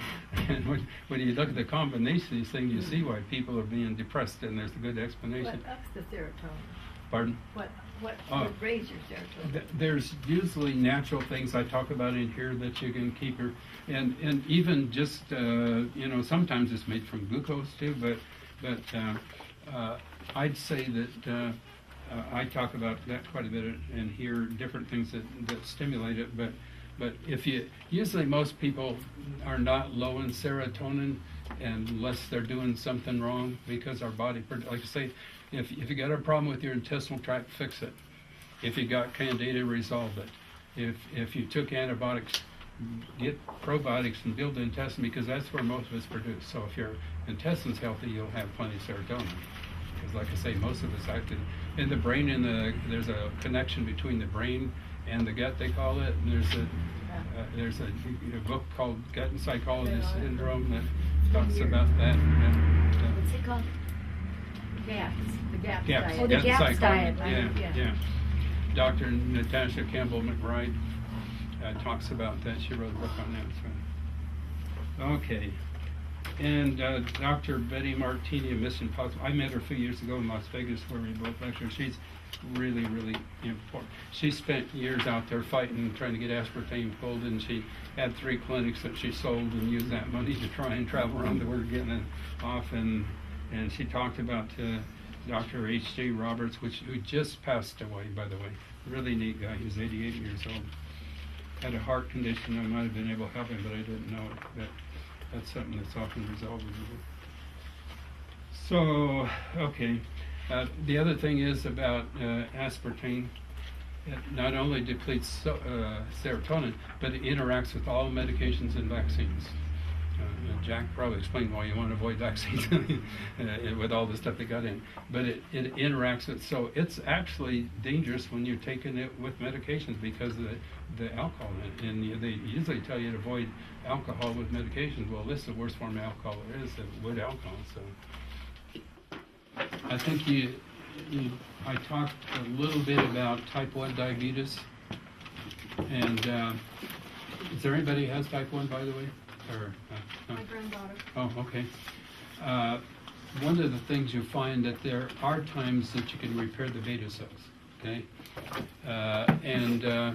There's one formula. I happen to be on the medical advisory board for one organization that, in fact, I'm on the front of their magazine that produces a product that's called Glucovita.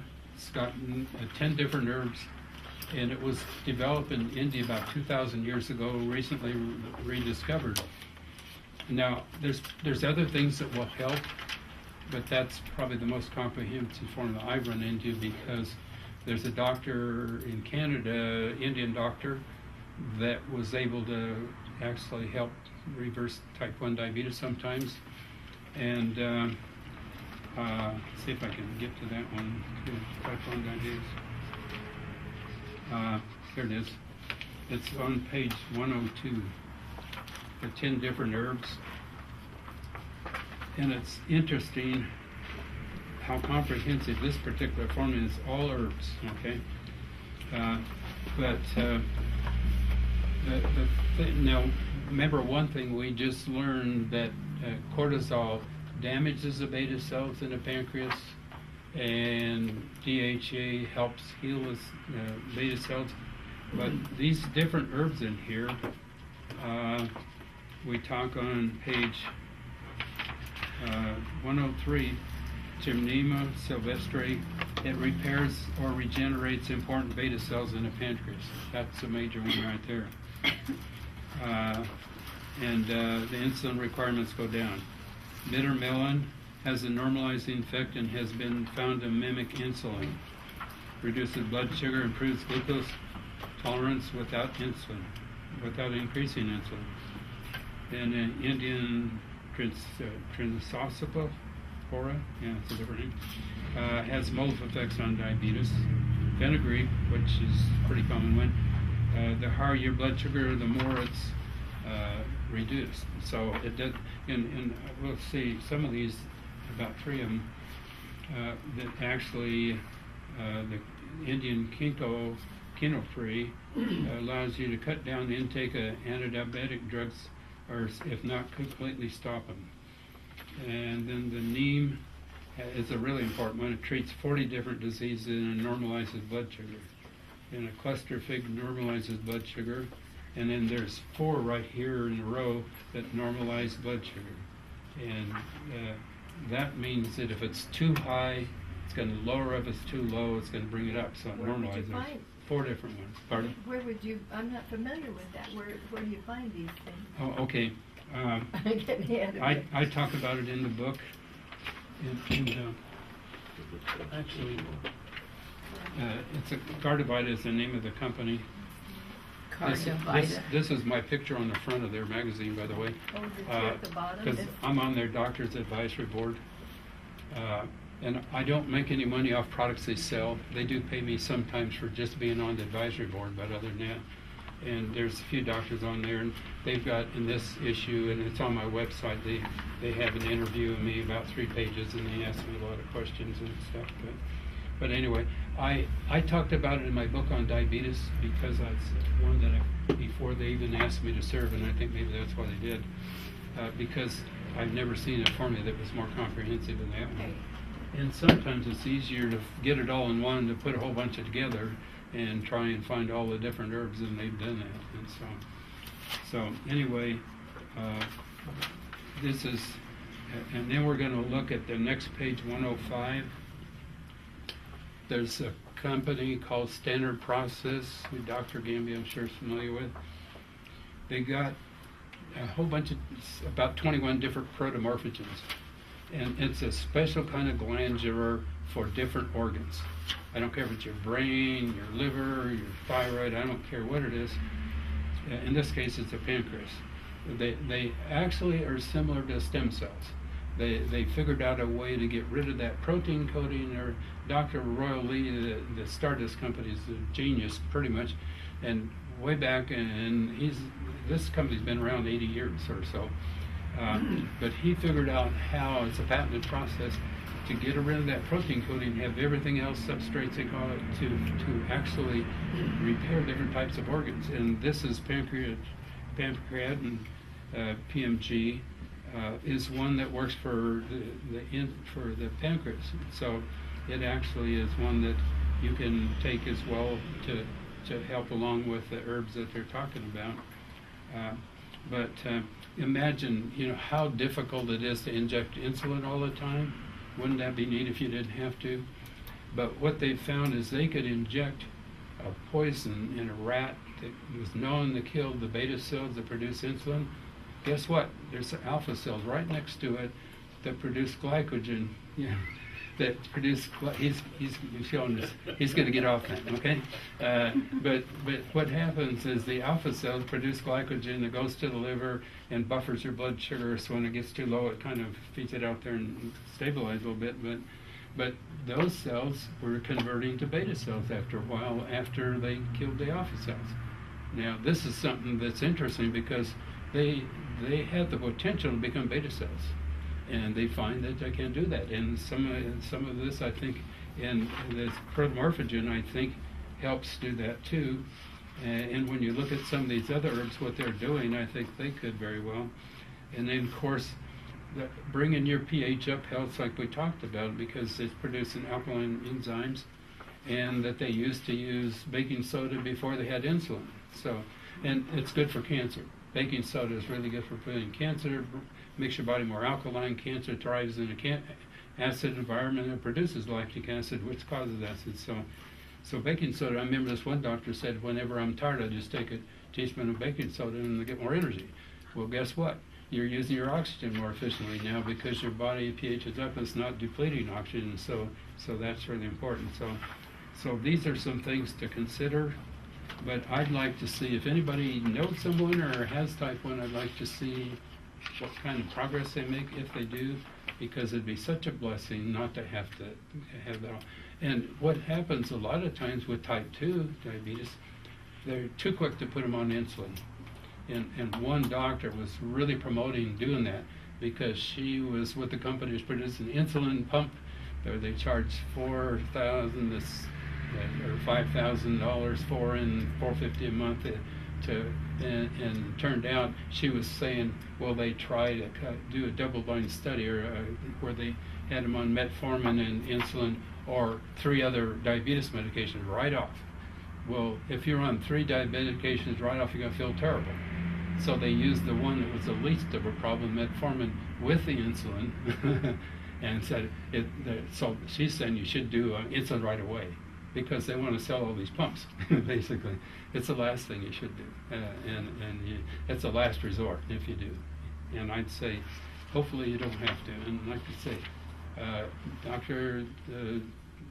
several different people have been able to get off their insulin, and Dr. Whitaker just mentioned this guy got him off 100 units, and like I say, if he was on 100 units and he took him off immediately, like he said, he apparently didn't need it, or he'd have died or something. He'd have had a major problem if he'd have got off and stayed off. So anybody, even maybe 40 years old, that's been doing this, might possibly be able to do that. Yeah, and you know the thing is, your hypothalamus goes out there and says, well, it's looking at levels of your hormones and stuff.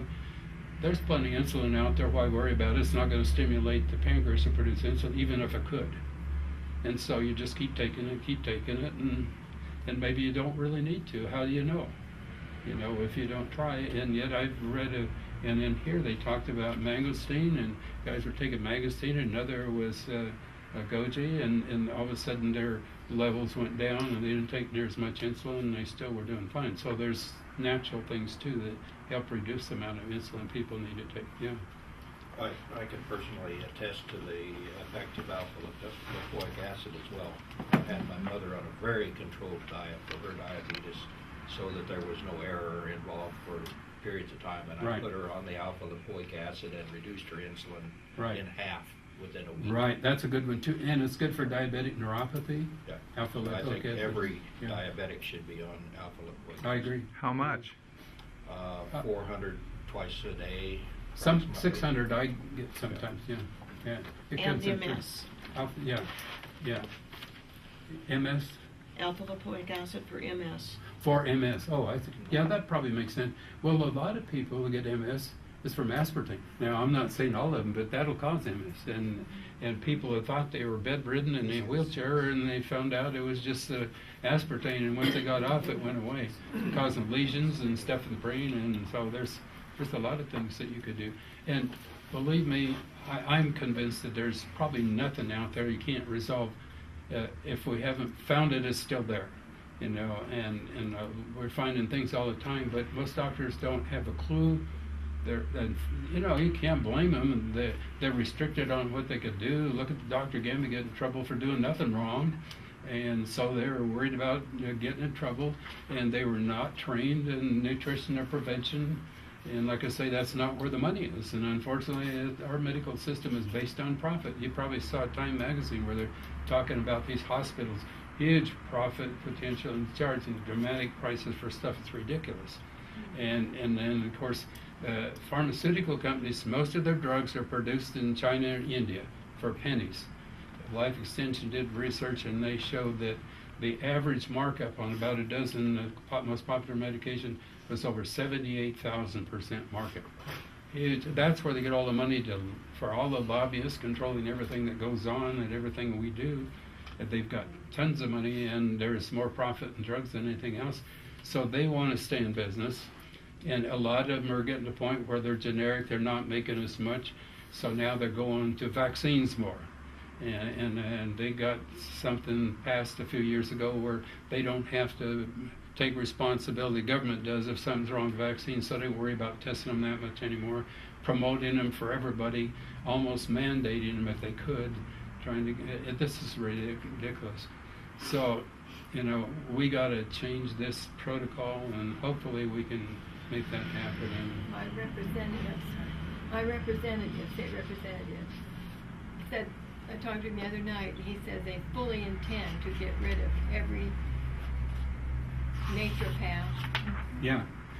Those are Well, Morris Fishbein with the AMA tried that years ago. He did everything he could. The chiropractors, naturopaths, to put him out of business. They were competing. He didn't like that. And one of the things I kind of touched on was type 3 diabetes. In 2005, they discovered that. And as it turns out, the hippocampus produces insulin in the brain. They didn't know that before. So you got the brain producing insulin, not just the pancreas. And the question is, can some of these type 1s take advantage of that if it's a problem with the pancreas? But the problem is, if we're taking drugs that are depleting the minerals important for producing quality insulin, that insulin in the brain's not going to be as efficient. And coconut oil gets around that problem because it's the best source of energy there is for the brain. In my book on Alzheimer's, they talk about one guy had Alzheimer's for 4 years, couldn't hardly function anymore. His wife happened to be a doctor, discovered it was this drug they're coming out with had some medium chain triglycerides in it, and they wouldn't let him in study because he's so bad at it, and he couldn't even draw a clock that looked like a clock. And so she gave him a tablespoon of coconut oil 3 times a day. He started changing dramatically. He was getting back to normal again just from that one thing. And guess what?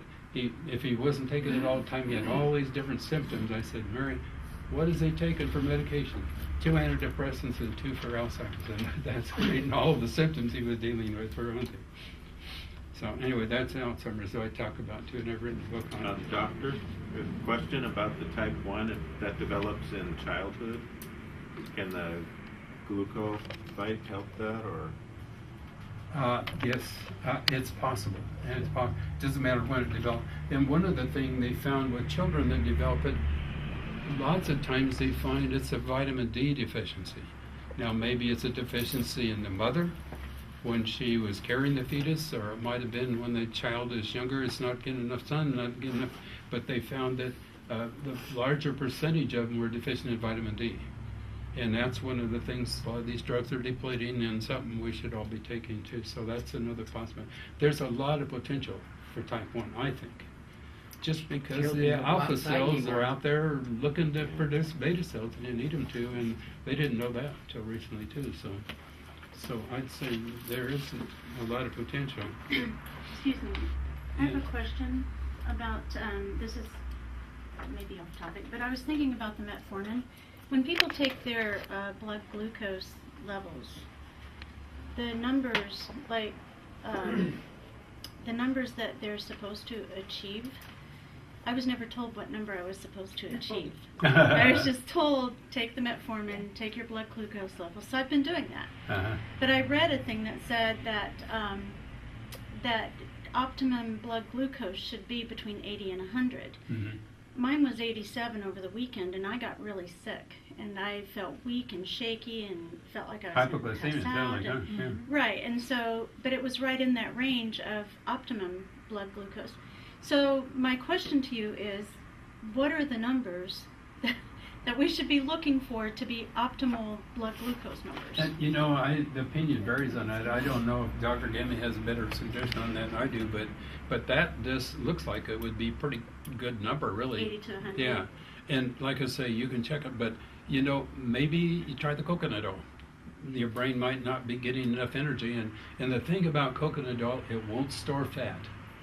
It's the best source of energy there is for the brain. The brain does better on coconut, and it doesn't need insulin.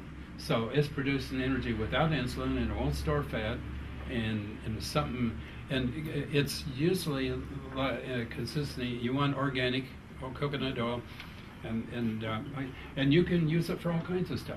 I talk about making meals with it, and make it, like if you want to do some cereal in the morning, like oatmeal with the old-fashioned oats. Put coconut oil, a little butter in it, and a little bit of organic. We use Gambee maple syrup. It has a lot of minerals in it. It doesn't take much. That flavors it, or just a little bit of organic honey brings out the coconut flavor. Chopped nuts in a little bit or something, and it tastes really good. and it keeps you satiated for hours. If you find the coconut oil, you don't get hungry for a long time, and your brain is getting that energy it needs, and it won't store fat. So unless you're gluten sensitive. And then, unless you're gluten sensitive, that oatmeal will raise your blood sugar. Yeah, because of the oatmeal. Yeah. And what you might have run into is that, see, we feel crazy, we feel hypoglycemic when our blood sugar changes quickly. And if your blood sugar had been, say, 140 and then it went down to 90 in a half hour or so, it can make you feel pretty bad. So you need to kind of follow a little more closely if you want to, and you have to pay attention to what you ate an hour before you had that feeling. Well, That's probably the problem. Well, no, probably not, because most people that are hypoglycemic sleep all night and get up in the morning and feel fine. And then an hour or two after they eat, they start having symptoms again. So those are some things to think about. You can get an organic, gluten-free oatmeal from a company in Wyoming produces it, and most health food stores can access that source. That's good to know. Don't trust it. Good, all right. So if you've got gluten sensitivity, stay away from oats. Now, people say it's gluten-free, and maybe it is, but what's the consequence if it isn't? See, you can live without gluten, and you can live without oats, but you may be reacting, and it may not be. See, sometimes they say gluten-free, like they say caffeine-free. Is it caffeine-free? No, it's 97% caffeine-free. And if you're very sensitive to gluten or caffeine, just 1 or 2% will trigger the reaction. So I'd say if you've got gluten sensitivity and you know you're reacting to it, don't eat gluten-free oatmeal. No offense meant, but just stay away from it. Use eat something like rice or there's a dozen other grains you can eat that don't take a chance. I cook up vegetables. Pardon? I cook up my vegetables in the morning and maybe a little nuts, and I put cream and a little dab of maple syrup in it, and it tastes like breakfast. We get so fixed on this idea that we have to have cereal in the morning, and then we have to have sandwiches for lunch. It's crazy. Well, frankly, it's interesting, but I don't eat breakfast, period. Yeah. But I take my vitamins, and I take a bunch of natural things in the morning and in the way of supplements and alfalfa and chlorella and different things like that. And so I've been able to maintain my weight exactly where I want all the time, and I don't get hungry in the morning at all. And so sometimes we tend to eat too much and too often, I think, and I don't think it's really necessary. We just need to make sure we're getting the nutrients we need. But yeah. You're talking about maintaining weight by missing that breakfast. And that's the meal I take, and I skip my lunch. But last couple of years I was getting into. Have you done any research into eating hemp as opposed to cannabis? Yeah, I've read about it, and hemp's got a lot of value, nutritional value, and I read quite a bit about it. I haven't used it, but I don't have anything against it, and it's also good for all kinds of things, and they've been using it for years. The thing is, they're trying to do with marijuana in general because it's too much a threat to the pharmaceutical companies, and they know that because they've found that sometimes they could cure cancer with it,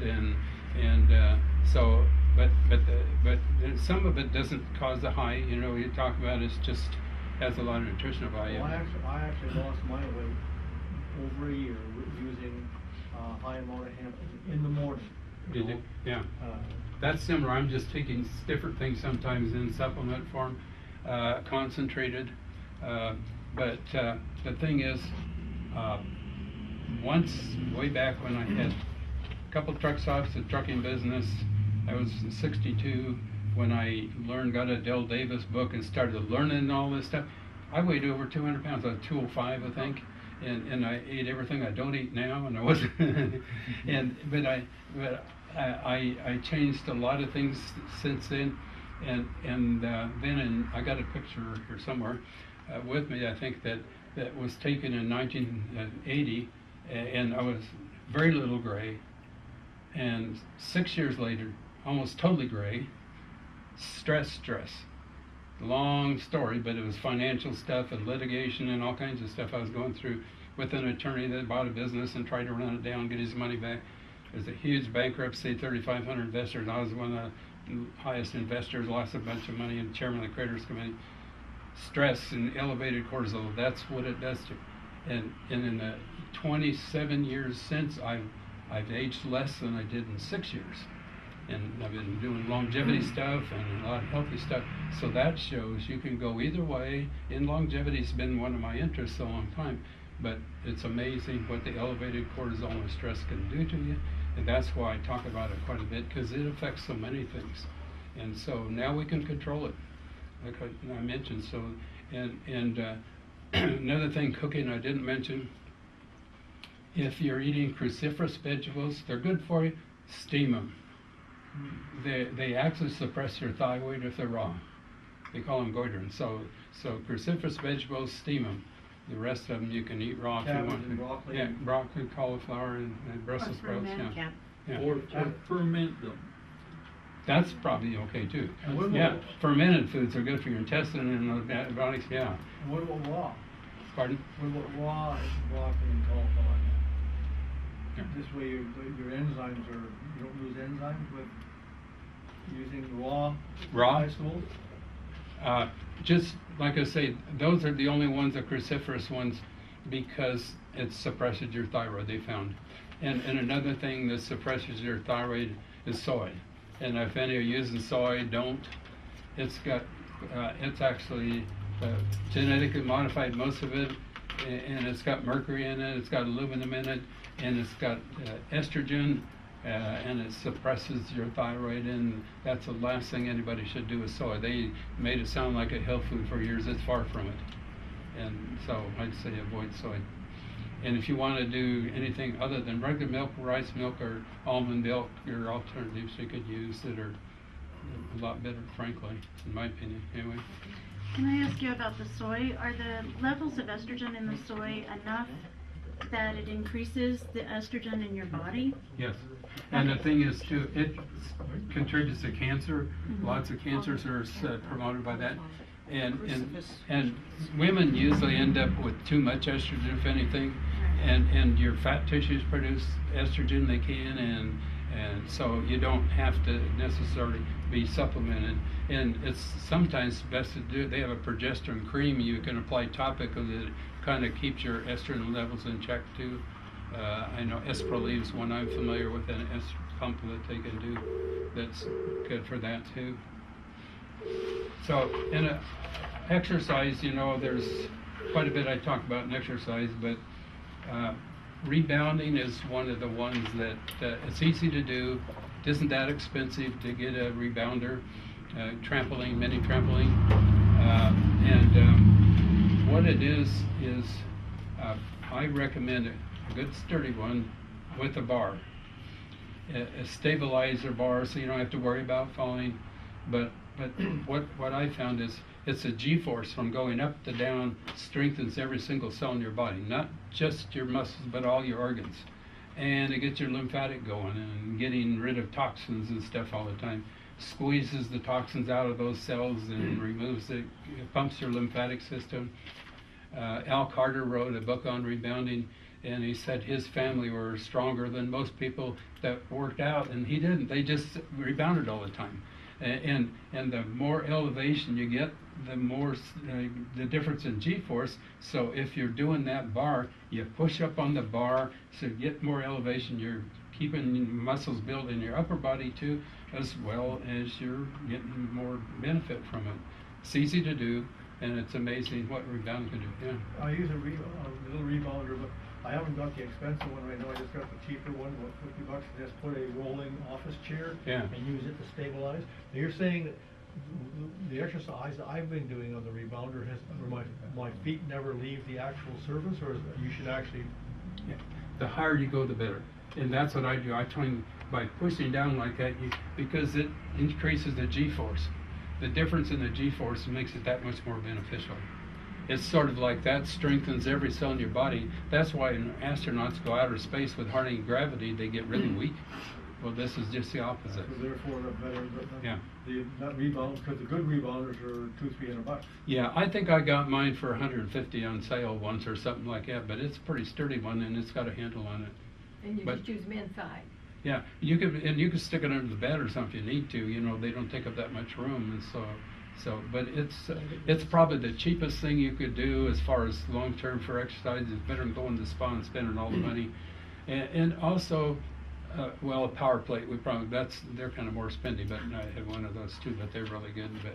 But anyway, those are, and of course the exercise, I think you're probably, there's different names for it, but it's one where you do intense exercise for maybe 90 seconds and then you back off. And it strengthens your lungs, your heart, and you're inclined to actually build more muscle and lose more fat when you do that. Some people, they had a couple twins who were doing, one of them did long-term aerobic type where she ran for about 10 miles, and then the other twin did that, and the twin that did that gained more muscle, lost more fat, and when you're not doing that real intense, well, your body's losing fat instead, and so that's another one. And there's different names for it, but let's see, there's, I talk about it in the back too. Surge and burst. And pardon? It's surge, burst. Yeah. Pace is what Al Sears calls his, and there's different, but they really, and Dr. McCullough talks about it too. The power plate, is that the one that OSU is using to get rid of diabetes? It just vibrates like that or intensely. Okay. Yeah, Okay. I'm not sure that they do. Yeah, they have a special study going at OSU on that. I have one. Very successful. Yeah. Something electric, or what is it? Yeah, yeah, and it moves in different ways and vibrates in pretty intensely. And like I said, he used it for astronauts and athletes sometimes and that type of thing. But they're a little bit on the spendy side, but they're really good. But I used to go to the spa a lot, and I quit doing that. And I exercise at home. We have an exercise room, but I find by the time I'm driving back and forth and dressing down and dressing back, it takes a lot of my time. So I find I don't really need to. And I say your medications could be causing weight gain. 81% of the 200 most prescribed actually list weight gain as a potential side effect. And we, like I said, we started out with 200 medications in 2010. Now we got about 40 more we've added to it, so I mentioned 200 here. So, excuse me, yeah, page 139. And I talk about the different nutrients depleted, and I talk about the different types of things that deplete each one. In my book, A Drug-Free Approach to Healthcare, in the back of it, I talk about all the vitamins and minerals and the different nutrients and how important each one are and what they're important for. And you'll find a lot of them work together, because if you're missing one vitamin or something, like B6 is important for a lot of things. And if you're missing that, other things might not work, because it's a synergistic thing. They kind of work together. And so when these drugs are depleting specific ones selectively, you might be missing some you need in combination to make something take place, some enzyme actions or whatever. So that's important. You get so if you're taking complete nutrients and you're depleting them, it's not helping. And on page 167, I talk about the PACE, which is one name for the alternative exercise. Dave, could you just summarize the PACE program in one paragraph? Yeah, let's see. It's actually he said it increases your testosterone and growth hormone and burns off fat, increases muscle tissue, and even in women, which increase the number of mitochondria. Mitochondria is the energy molecules in each one of your body. But it's one where you just do spurts of intense, like 90 seconds of really intense, different exercise. You can get different ones you do. And then you back down and just kind of relax and go slow and intense. And it's just alternatively doing that rather than long term. And over-exercising is a real problem.